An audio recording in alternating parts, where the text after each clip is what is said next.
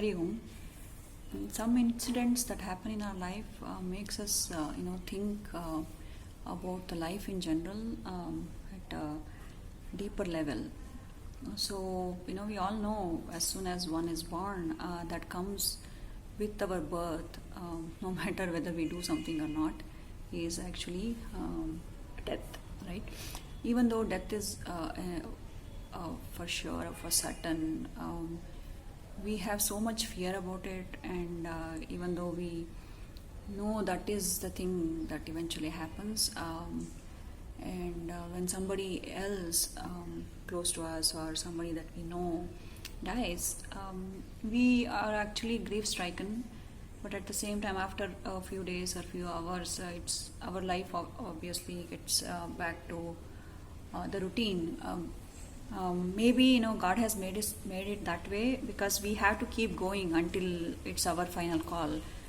At the same time, we have to realize that nothing is certain in our life. Any moment, anything can happen.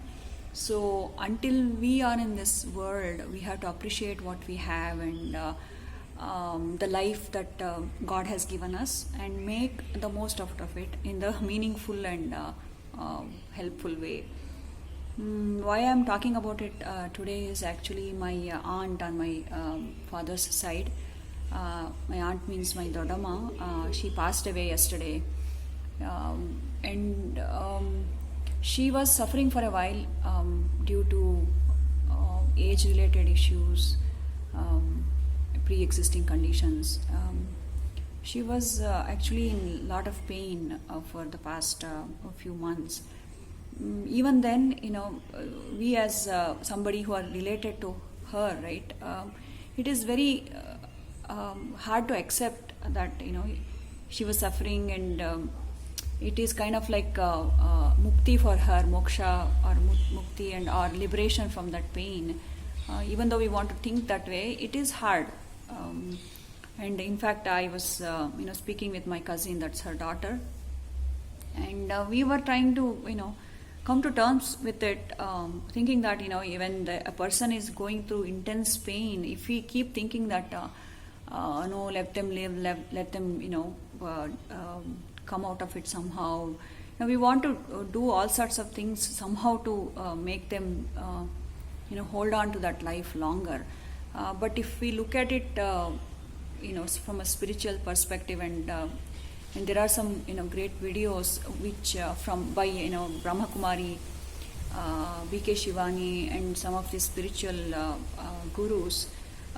If we think and or listen to those videos, and also read some of the scriptures that we have, when a soul or a life is actually fighting so much, and if we try to, if we as people around that person who is undergoing so much pain, if we say we will do this, we somehow we will try to hold them back, in fact it says that it is actually hurting the soul so much. And because the soul at that point of time, when our body is not in a condition to sustain that life inside anymore, that life, or the atma that we call, or the soul that is trying to come out of that body, which is not in a good shape anymore, it is actually struggling a lot because it has to get out. At the same time, it is actually hearing the people around it, which is actually related to it,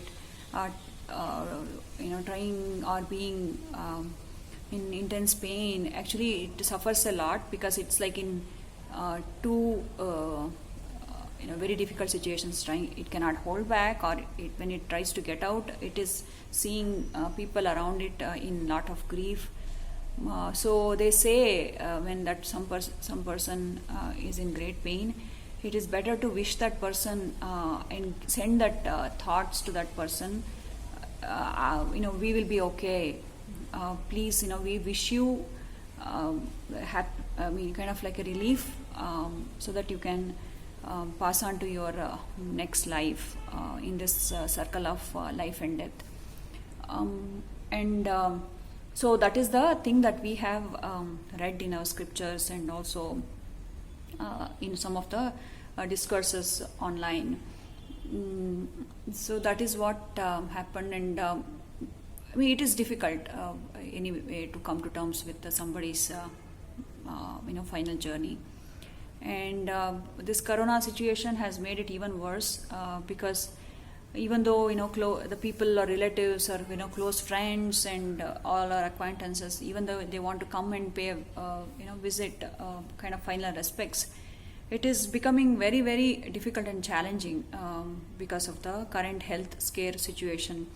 In some cases, if a person dies of COVID, even the body is not given to the close family, and which is even even more difficult.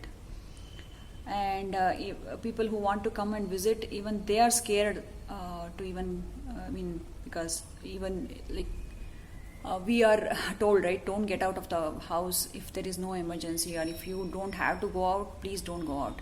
In that situation, even if we want to do something or help out somebody in that situation, we cannot go out. In our religion customs, it is the male relative of the person who has to do the final rite. That is that lighting the funeral pyre.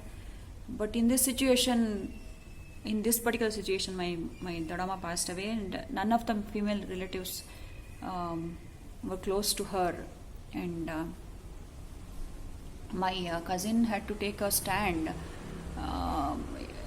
And she got the advice from one of her relatives, and actually we have something called Arya Samaj, which is founded by Dayananda Saraswati, who thought like very logically, and if somebody is not there closer to a person who passed away and there is no male relative available to do that, even the daughter can do it, the female relatives of that person can also do it. So my cousin had to take a firm stand, and she actually went ahead with that, which is very painful. And when I spoke to her, actually, she was alone in the ambulance with her mother's body. And she was saying that when that ambulance was going through the streets of various, localities in Bengaluru to reach the final place where they can do that final rite, she was remembering those were the very same places that she was taking her mother for walks. And it kind of like, that's even the final journey, like with her, was on those streets, and she was remembering those moments. It is really painful, but if you look at the other side of it, she was there with her, and my cousin, she could do whatever she could to her mother, and she tried to keep her happy, and whatever that would be good for her health. So that is what we were talking. You did whatever you could do possibly, and so it's time for her, for my Dorama to leave this world, this material world, and get on with her next journey. So that is what we talked. Even though I wanted to go and pay my final respects. My drama will be in my heart until as long as I am alive. But still, I wanted to. But for various circumstances, I couldn't go yesterday. So, but I remember her. Even though I didn't get time to interact with her, for longer time. We were in touch all the time because it's my Dodama. And there was some, I remember some moments that, some couple of days that I had spent with her and her family when I had finished my graduation. That we got to spend some quality time with her. And, she is very, it's if I say she was, it pains, but that's the reality. She was a very affectionate person. We had talked, I had spent a couple of days with my Dodama Dodapa and my cousin, she would make this awesome dish upma or uppitu, and Actually, that is one of my favorites, and we would talk in general and crack some jokes and actually my Dodama back in those days, like because she belongs to my parents' generation. Back in those days, ladies would actually stay home and take care of the household activities and tending to kids and all those things. And working women were few in India and in the South Indian part where we lived. Back in those days, she worked in P&T, Postal and Telegram or Telegraph Department. And she was a working professional. At the same time, she balanced her family life also, and she made sure that her kid is independent, and that is like something that I really appreciate my Dodama for balancing things and also giving a good upbringing for her daughter. So I mean, this is very very painful, but we wish her soul shanti and peace, and that is that. And Dodama, we remember you, and Om Shanti. And this time, actually, I remember one Bhavagita or light music, or what do you call it? It's a emotional. Bhavagita actually is called a song which is actually written, which is like kind of emotional song. This particular song that I'm going to sing is Yava Mohana Murali Karayito. It is actually written by our famous Kannada poet called Gopala Krishna Adiga. If you look at the song just on the as is, it doesn't really give that that is anything with any lyrics or a song, right? If you just see it on the surface, we just take that literal meaning. But these songs tend to have a deeper meaning also. This particular song actually, the poet, the very renowned and respected Adigaru, Gopala Krishna Adiga. This particular song wonders. It gives you what is there beyond this physical life.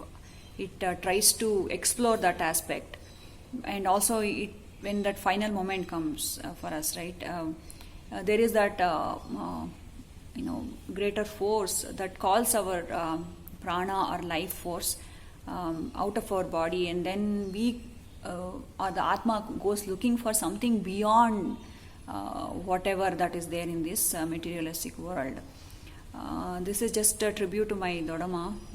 Yava Mohana Murali Kareito Duratirake Ninnanu Yava Brundavanavu Seleito Ninna Mannina Kannanu Yava Mohana Murali Kareito Duratirake Ninnanu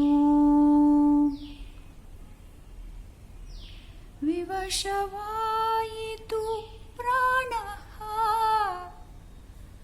Paravashavo Ninni Chetana Vivashavayitu Pranaha Paravashavo Ninni Chetana Iruvudellava